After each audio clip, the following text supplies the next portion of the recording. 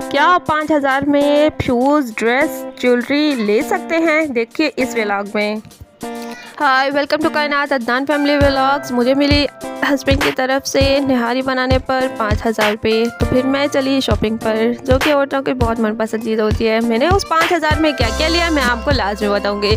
तो आइए चलते हैं अंदर की तरफ। सबसे पहले मैंने शूज़ पसंद किए। ये वाले शूज़ है 1000 की रेंज में।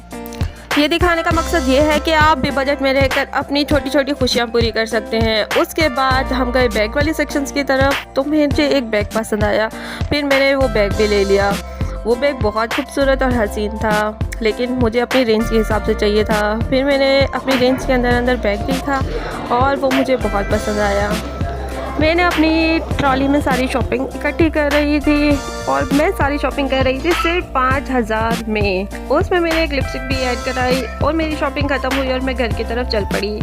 अगर आप भी देखना चाहते हैं मैंने 5,000 में क्या क्या लिया, तो फिर वीडियो को लाइक, चैनल को सब्सक्राइब कीजिए और कमेंट में ज़रूर लिखिए।